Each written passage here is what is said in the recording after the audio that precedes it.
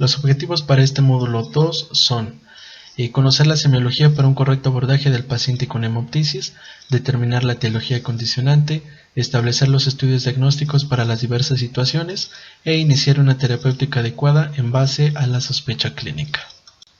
Por definición sabemos que hemoptisis significa a la expulsión de sangre con la tos procedente de las vías respiratorias inferiores. Esta definición puede abarcar desde la tinción del esputo con estrías de sangre hasta la expectoración de sangre fresca en cantidades masivas. Siempre, y eso es algo que vamos a hacer hincapié más adelante, hay que excluir que la sangre emitida proceda en realidad de una gingivorragia, por ejemplo, de la nasofaringe posterior, de la orofaringe o inclusive del tracto gastrointestinal, y que en realidad estaríamos hablando de una hematemesis y no de una hemoptisis. Las patologías que producen hemoptisis varían de acuerdo a la localización geográfica y el nivel socioeconómico. En México nos encontramos en una transición epidemiológica de tal manera que debemos considerar el espectro de enfermedades que van ligadas a la pobreza, además de las enfermedades que afectan a países subdesarrollados. En cuanto a la hemoptisis tenemos una clasificación, se puede clasificar en expectoración hemoptoica, que es menor a 30 mililitros por día, una hemoptisis no masiva que va desde los 600 mililitros o menos en 24 horas, y una hemoptisis masiva que va a incluir alguno de las siguientes características: 200 mililitros o más de una sola vez, 600 mililitros o más en 24 horas, síntomas o signos de hipovolemia y obstrucción de vía aérea independientemente de la cantidad expulsada. Es importante recordar esta clasificación porque al momento de brindarle esa terapéutica, dependiendo si es no masiva o masiva, son las características de ese abordaje que vamos a seguir. La hemoptisis tiene su origen en la mayoría de las ocasiones en las arterias bronquiales. Estas arterias nacen de la aorta torácica, salvo en las llamadas variantes anatómicas en las que se pueden proceder de las arterias intercostales, la arteria mamaria interna, la subclavia derecha o inclusive de la aorta abdominal, existiendo en las arterias bronquiales presiones similares a la sistémica. Algunas veces la hemorragia se puede producir a partir de ramas de las arterias pulmonares. Aquí la imagen se muestra el origen de esas arterias bronquiales, que como parte del conocimiento del paciente con hemoptisis es importante realizar este recordatorio anatómico. La hemoptisis puede ser la primera manifestación de un gran número de enfermedades, cuyo pronóstico y tratamiento son muy diversos. Por ello, en la práctica clínica es muy importante plantear un buen diagnóstico diferencial y realizar un correcto diagnóstico etiológico. Hasta hace pocas décadas, las dos principales causas de hemoptisis eran la tuberculosis y las bronquiectasias. Actualmente las causas más frecuentes de hemoptisis en nuestro medio son las neoplasias con un 28%, la bronquitis crónica 19.8%, las bronquiectasias propiamente 14.5% y las neumonías que se acompañan tal vez de un absceso pulmonar 11.5%. El carcinoma adquiere gran importancia en varones de más de 40 años de edad, sobre todo si tienen antecedentes de tabaquismo, y que es lo que tenemos que investigar al momento de estar realizando ese interrogatorio. Para el caso de la bronquitis crónica de origen tabáquico, el sangrado tiene su origen en un aumento de la vascularización de la mucosa bronquial, a diferencia de las bronquiectasias que siguen siendo hoy en día causa importante de la hemoptisis. En este caso puede generarse también por la presencia o la incidencia de tuberculosis. Anteriormente la tuberculosis era un padecimiento muy común en nuestro medio y que era lo primero que teníamos que pensar al momento de estar valorando a ese paciente con hemoptisis. Para el caso de las enfermedades infecciosas como abscesos o neumonías, el sangrado se produce por la invasión de los vasos y formación de trombos in situ acompañados de una necrosis tisular. Para el caso de estas enfermedades infecciosas, que también se pueden acompañar de fiebre, taquicardia, taquipnea, que es parte de ese diferencial que nosotros tenemos que realizar al momento de estar valorando ese paciente. Finalmente, las enfermedades cardiovasculares también en algunos casos se pueden llegar a presentar con esa hemoptisis, tal es el caso de la tromboembolia pulmonar, una estenosis mitral, insuficiencia cardíaca, endocarditis, y que es también parte de ese diferencial que se tiene que realizar. Es importante y es una recomendación que les hago que ante un paciente con hemoptisis siempre, a pesar de que no es ya muy frecuente, lo primero que hay que descartar es una tuberculosis pulmonar seguido de las bronquiectasias. Ya si el paciente tiene factores tabáquicos, factores de riesgo, obesidad, dislipidemia, hipertensión, entonces pues ya podemos pensar en algún otro tipo de patologías. En este cuadro vemos la clasificación de esa hemoptisis según su causa. Como lo mencionamos en la diapositiva pasada, las enfermedades pulmonares no infecciosas, bronquitis crónica, bronquiectasias, fibrosis o inclusive neoplasias son la causa más frecuente de aquellos pacientes que se presentan con este tipo de padecimiento.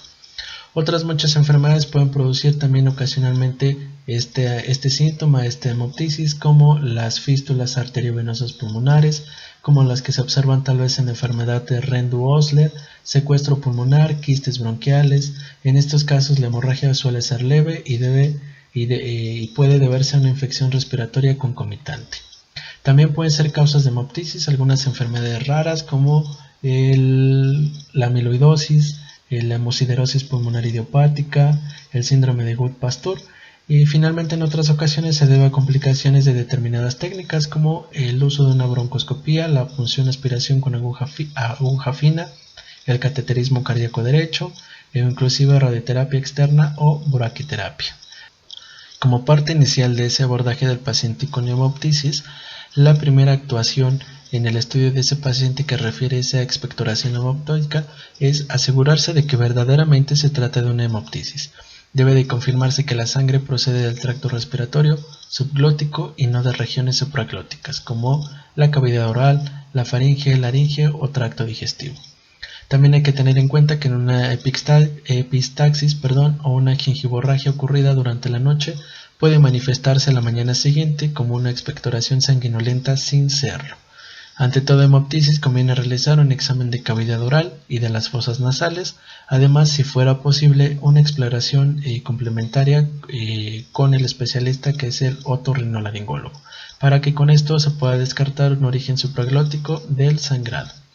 Para establecer el diagnóstico diferencial con la hematemesis se debe de valorar la existencia previa de enfermedades hepáticas, reflujo gastroesofágico o inclusive si el sangrado se acompaña de náuseas, vómito o dolor abdominal, que eso cambia completamente el origen y que posiblemente sea un origen digestivo y no un origen respiratorio. Por el contrario, la existencia de antecedentes cardiorrespiratorios y que la emisión de la sangre se acompañe de tos, disnea o dolor torácico nos puede orientar hacia un sangrado broncopulmonar. También son útiles en el diagnóstico diferencial las características de la sangre. La que procede de vía aérea suele tener un color rojo brillante, de aspecto espumoso y con un pH alcalino.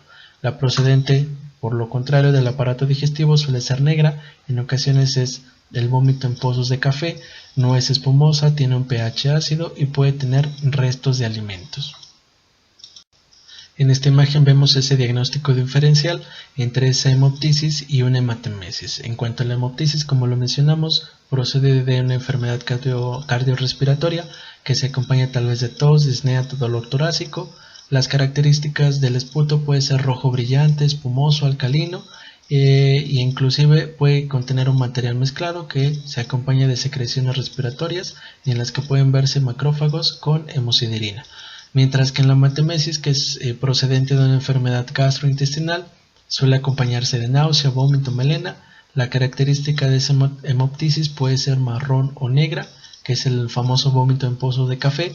El pH suele ser ácido y se hace acompañar de restos alimenticios. Entonces es importante recordar estas características porque al momento de estar valorando a ese paciente y al momento de estar interrogándolo, las características de ese esputo nos puede orientar a si es un problema respiratorio o un problema intestinal. Una vez confirmado que el sangrado procede del tracto respiratorio subglótico, deben de realizarse la historia clínica y la exploración física, para ayudar a la orientación etiológica inicial, valorar la gravedad de la hemoptisis y decidir qué medidas diagnósticas y terapéuticas se van a realizar. Se debe establecer si el sangrado es agudo o crónico, pues algunas enfermedades como bronquiectasias, tuberculosis o bronquitis crónica pueden manifestarse con una hemoptisis recurrente. Tener en cuenta también los factores de riesgo para carcinoma broncogénico, si el paciente es fumador crónico, también o si está expuesto a asbesto, a sílice como parte de su profesión, o inclusive para tuberculosis pulmonar que haya tenido contacto con pacientes bacilíferos positivos o pacientes con inmunodepresión. Asimismo, como la existencia de enfermedades cardíacas, es importante investigarlas. Tal es el caso, por ejemplo, del síndrome de Gould-Pastur, granulomatosis de Wegener, lupus eritematoso sistémico, que pueden manifestarse no de manera inicial, pero parte de su evolución natural de la enfermedad con esa hemoptisis. Es importante hacer una mención especial en cuanto a tratamientos previos, tal vez con anticoagulantes orales o antiagregantes plaquetarios, que eso también puede generar desde una lesión mínima que se empiece a producir esa hemoptisis. Además, también es importante valorar si han existido traumatismo torácico, aspiración de cuerpos extraños y manipulaciones diagnósticas o terapéuticas sobre la vía aérea o el pulmón. En este caso, si el paciente refiere haber estado sometido a una broncoscopía y que eso también puede generar esa hemoptisis. Los síntomas acompañantes finalmente pueden servir de ayuda para establecer el diagnóstico etiológico. Así, si la hemoptisis aparece junto a un cuadro súbito de disnea, dolor torácico y signos de trombosis venosa profunda en miembros inferiores, se debe de descartar en primer lugar la presencia de una tromboembolia pulmonar como causa condicionante de la hemoptisis. En el caso de que la disnea se acompañe de ortopnea, expectoración espumosa o tos paroxística, valorar la posibilidad de un edema agudo de pulmón.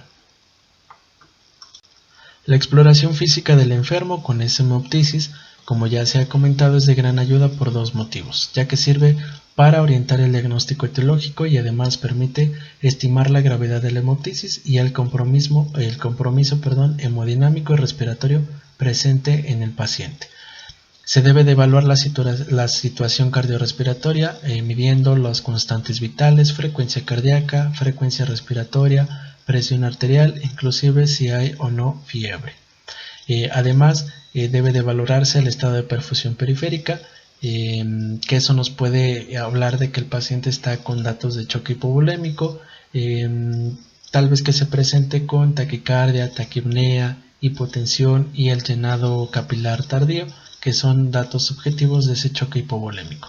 Además también, y al igual como se menciona en el módulo de disnea, la presencia de datos de dificultad respiratoria. En este caso, esa dificultad respiratoria o esa disnea puede presentarse por la obstrucción de la vía respiratoria, por la presencia de sangre o por la presencia de esa sangre ya coagulada, que es el coágulo que se ha formado. Si vemos que durante esa exploración física las constantes vitales están normales, no hay datos de dificultad respiratoria o no hay signos de choque hipovolémico, entonces esa exploración física se puede hacer de manera más extensa, más detallada, con la finalidad de inspeccionar la piel para valorar la existencia de lesiones cutáneas como telangiectasia, signos de vasculitis, equimosis, contusiones. A su vez también realizar el examen cardiovascular minucioso, valorar el área cardíaca, los focos cardíacos, si hay o no ingurgitación yugular, reflujo hepatoyugular, edema de miembros inferiores y finalmente la palpación de cadenas ganglionares, cervicales, supraclaviculares o axilares y que con ello nos puede orientar a una patología oncológica. En todo enfermo con hemoptisis debe ponerse en marcha una estrategia diagnóstica que permite identificar la causa y la localización de dicha hemorragia. La urgencia con la que debe de realizarse el estudio debe estar en relación con la gravedad de la hemorragia y a su vez con el estado hemodinámico del paciente. En pacientes con un sangrado de escaso sangrado, el diagnóstico etiológico puede realizarse de forma ambulatoria, salvo que se sospeche de una enfermedad que requiera un ingreso hospitalario, tal es el caso tal vez de una tromboembolia pulmonar. Entonces, los estudios complementarios con los que se pueden identificar la etiología de esa hemoptisis pueden subdividirse en pruebas iniciales o pruebas ya complementarias. Las pruebas iniciales deben efectuarse siempre ante toda hemoptisis y que nos van a orientar ese diagnóstico. El primer estudio es el análisis de sangre, determinar los niveles de hemoglobina, el hematocrito, si hay leucocitos altos o esa leucocitosis que puede ser sugerente de un proceso infeccioso, o inclusive el estudio de los tiempos de coagulación que nos va a servir para descartar la presencia de una diátesis hemorrágica como causa primordial o coadyuvante del sangrado. Otros analíticos, análisis de sangre que se pueden tomar y que son un poco más específicos dependiendo de la sospecha etiológica, puede ser tal vez la toma de marcadores tumorales en el caso de sospecha de carcinoma broncogénico, autoanticuerpos si se sospecha de colagenosis o vasculitis, o estudios de función renal o hepático para descartar un proceso en esos dos órganos. El siguiente estudio es el electrocardiograma, que nos va a ayudar a estimar la repercusión cardiorrespiratoria de la hemoptisis y a veces a sospechar o identificar una cardiopatía acompañante. Como tercer estudio, la gasometría arterial, que al igual que en el módulo de disnea, es un estudio que nos va a permitir valorar la saturación de oxígeno y con ello valorar la ventilación-perfusión. La radiografía de tórax, de ser posible, se tiene que realizar en dos proyecciones, posterior-anterior y lateral, siendo más útil para localizar el sitio del sangrado que nos va a complementar esa historia clínica. Es importante también hacer mención que en muchas de las ocasiones en las cuales se toma esa radiografía se pueden no encontrar hallazgos que puedan sugerir de algún proceso patológico que esté condicionando la hemoptisis. Sin embargo, se tiene que tomar como parte de ese protocolo. Finalmente, un estudio que también puede emplearse es el estudio del esputo, el análisis microbiológico con tinciones de Gram o tinciones de Ziel-Nielsen o cultivos en medios habituales de Lowenstein-Jensen. También pueden ser útiles para determinar, en este caso, tal vez un proceso infeccioso de tipo neumonía o inclusive un proceso de tuberculosis pulmonar. Cuando por los estudios anteriormente mencionados, la gasometría, la radiografía de tórax, electrocardiograma o una analítica completa no se determina la etiología condicionante de la hemoptisis, se procede a hacer uso de las pruebas dirigidas. La primera prueba dirigida pues es la broncoscopía, el cual va a tener una triple misión, que es ubicar el origen del sangrado, identificar la causa y controlar, aunque sea de forma transitoria, la hemorragia. El rendimiento de la fibrobroncoscopía en la localización de la hemorragia depende de la precocidad con la que se realiza la técnica. Por ello se recomienda llevarla a cabo coincidiendo con el sangrado activo o en las 48 horas siguientes a la presencia de la hemoptisis, siendo importante conocer el origen de la hemorragia si la pérdida hemática pasa a ser masiva y en consecuencia se requiere un tratamiento urgente. Como vamos a ver más adelante, parte de ese tratamiento de una hemoptisis masiva es sí darle estabilidad al paciente, brindarle el soporte vital básico y avanzado, pero también realizar una broncoscopía para con ello limitar y detener tal vez, y si fuera lo ideal, controlar esa hemorragia.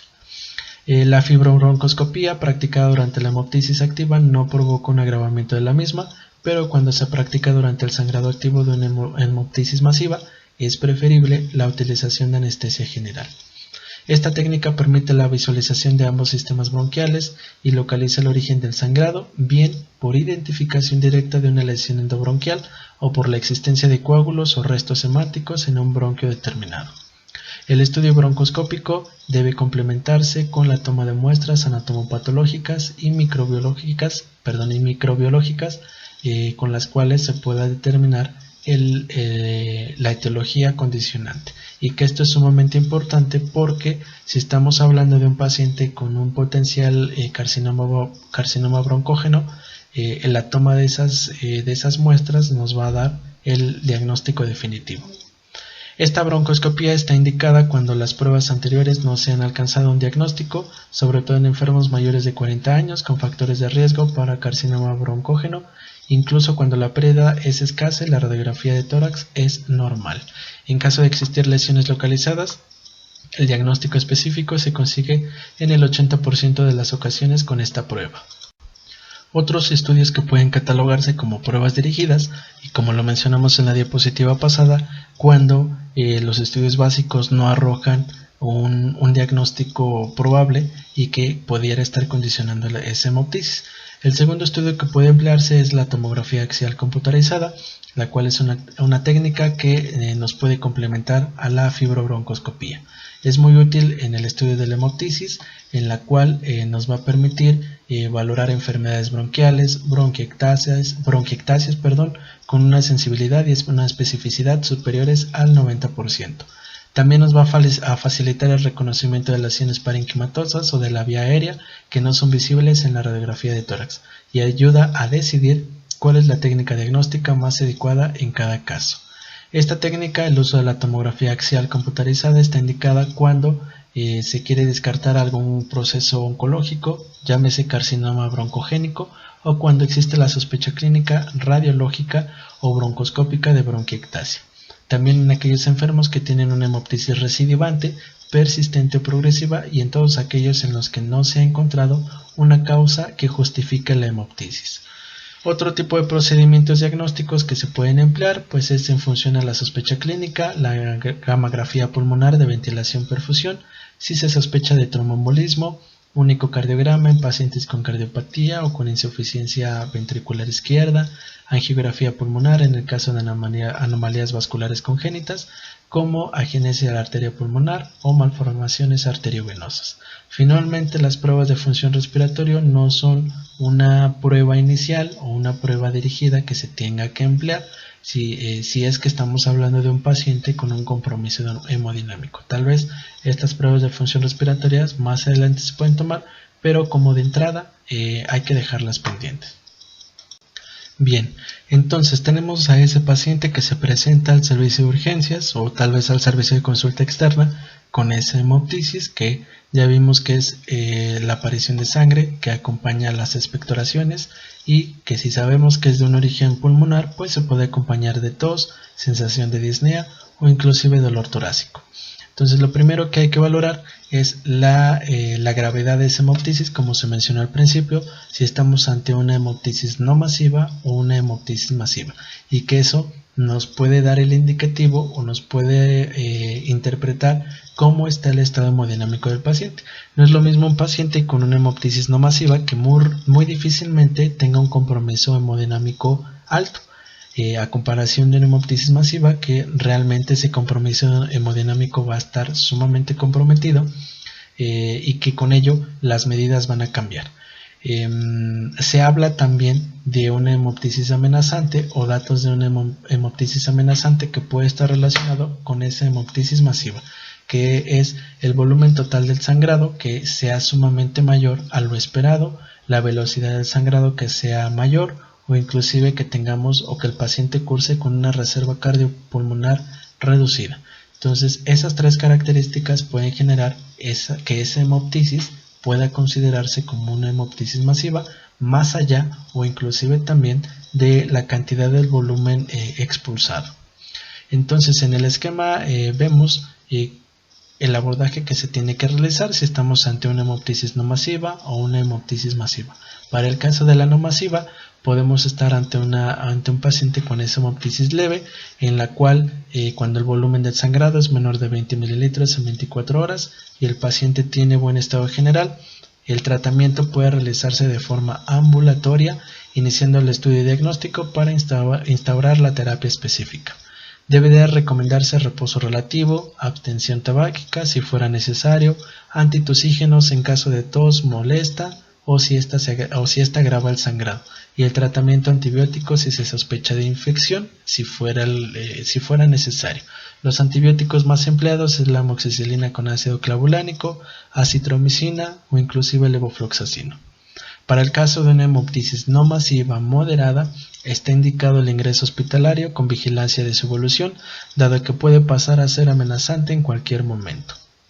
Las medidas generales recomendadas son el reposo absoluto, decúbito ipsilateral al lugar del origen del sangrado, y esto nos va a apoyar o nos va a ayudar a que no se empiece a acumular más cantidad de sangre sobre el lado del pulmón sano.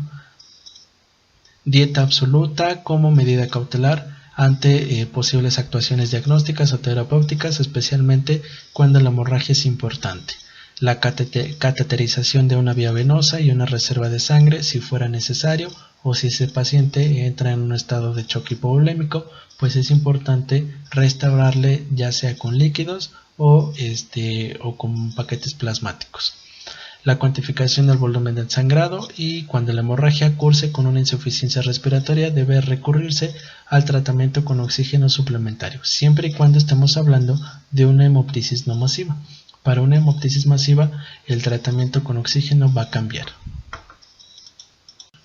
Para el caso de un paciente que se presenta con esa hemoptisis masiva o amenazante, como lo mencionamos en la diapositiva pasada, los objetivos primordiales del tratamiento son los siguientes: asegurar la permeabilidad de la vía aérea y la oxigenación, lograr la estabilidad hemodinámica, localizar y detener el sangrado, e identificar y tratar las causas de esa hemoptisis.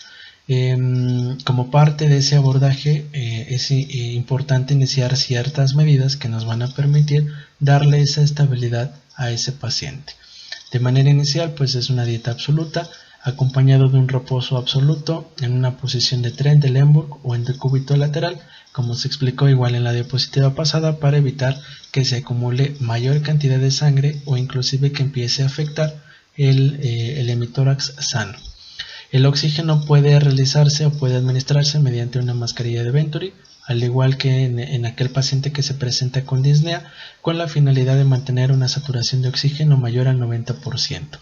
A diferencia de una disnea, que esa disnea cuando esa mascarilla de Venturi no es suficiente y no logramos esa saturación mayor al 90%, y en la cual se puede ocupar una ventilación mecánica no invasiva.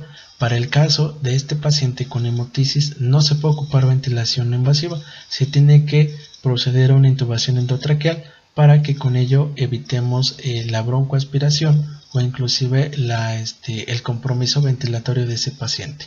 Se tiene que mantener en una monitorización continua con un sondaje vesical para valorar la pérdida de líquidos y con ello valorar ese estado volémico del paciente, y de manera inicial se puede administrar solución fisiológica 3000 mililitros en 24 horas. Puede existir también un tratamiento farmacológico. Se le puede dar tratamiento al choque hipovolémico si es que existe o si es que el paciente lo está presentando, tratamiento de coagulopatía si fuera necesario, o inclusive el uso de antibióticos de amplio espectro, como es el caso del uso de levofloxacino o acitromicina, que si estamos ante un paciente con esa hemoptisis pero que es derivado de un proceso infeccioso, neumonía o un absceso pulmonar, se tiene que iniciar esa dosis de impregnación de antibiótico. A la par de brindarle esa estabilidad hemodinámica al paciente con la posición, con la administración de líquidos, tal vez darle esa estabilidad si está presentando un choque hipovolémico. A la par de todas estas medidas que ya se mencionaron, es importante indicar una broncoscopía, la cual debe de realizarse lo antes posible para determinar el origen de sangrado e intentar la aplicación de tratamientos locales para controlar y limitar esa hemorragia. Como se mencionó en un principio, la broncoscopía permite localizar el origen del sangrado, aproximarse al diagnóstico etiológico y con ello realizar técnicas terapéuticas, a veces solo paliativas, pero que son muy útiles para controlar esa hemoptisis y con ella brindarle esa estabilidad hemodinámica. Los tratamientos endoscópicos que se pueden realizar mediante esa broncoscopía son la vasoconstricción local mediante lavados con suero fisiológico frío o a través de dosis tópica de adrenalina diluida al 1 en 10.000 o en 1 en 20.000 con aspiraciones repetidas de la sangre localizada en la vía aérea. Se puede hacer un taponamiento de la luz bronquial con la punta del fibrobroncoscopio, efectuando una aspiración continua a fin de provocar un colapso distal y detener así el sangrado. Además, se puede realizar un bloqueo de la luz bronquial mediante un catéter con un balón distal, ya sea el catéter de Fogarty o el uso de una sonda Foley. Y finalmente también se puede colocar un tubo de doble luz que va a permitir la ventilación del pulmón no comprometido por el sangrado que está presentando el paciente. Es importante aquí en esta situación, y como igual se menciona en la diapositiva pasada, que una vez que se realice esa broncoscopía, el paciente tiene que ser intubado. No puede realizar una broncoscopía si el paciente no está intubado, porque afectamos más al paciente, comprometemos más la función respiratoria y con eso podemos tener un sangrado masivo. Cuando ya se hicieron las medidas iniciales, se le brindó ese soporte vital básico avanzado a este paciente, que si estamos ante una hemorragia masiva se tiene que intubar, se tiene que darle manejo avanzado de la vía aérea y a la par se puede hacer uso de una broncoscopía urgente. Cuando todas estas medidas no son útiles o no se determina la etiología o en su caso no se controla esa hemoptisis, se puede optar por el tratamiento quirúrgico. Las indicaciones pues es el fracaso de las medidas anteriores, la localización de la hemorragia que sea tal vez unilateral, la ausencia de tratamiento eficaz o inclusive si le podemos brindar una supervivencia al paciente superior a 6 meses. Las contraindicaciones pues es que no se localice el origen del sangrado, que el paciente curse con una reserva funcional pulmonar insuficiente, que curse con una coagulopatía, una cardiopatía inestable, que tenga ya un proceso oncológico diseminado o que el paciente tenga ya una hemorragia pulmonar difusa. Es entonces que la valoración de ese paciente con hemoptisis va a incluir desde el interrogatorio de esa anamnesis, determinar si ese sangrado proviene de un proceso pulmonar o tal vez de un proceso digestivo. Con ello se puede determinar la posible etiología, una exploración física y complementaria con el uso de analítica completa, electrocardiograma, placa de rayos X. Recuerda que anteriormente se pensaban que las dos primeras causas eran las bronquiectasias y la tuberculosis. Si estamos en un paciente joven que acude al servicio de urgencias con una hemoptisis, pues lo primero que hay que descartar son esas dos situaciones. Si estamos ante un paciente de 40 años, fumador crónico, con alguna comorbilidad asociada, dislipidemia, hipertensión, pues hay que buscarle por el lado de un proceso oncológico. Dentro de las medidas iniciales es brindar ese soporte vital básico o avanzado, el manejo de la vía aérea avanzada si estamos ante un paciente con una hemoptisis masiva y que eso nos va a apoyar para realizar esa broncoscopía de manera inicial. Cuando todas estas medidas no han funcionado, el tratamiento quirúrgico puede ser una opción con la finalidad de determinar la etiología condicionante.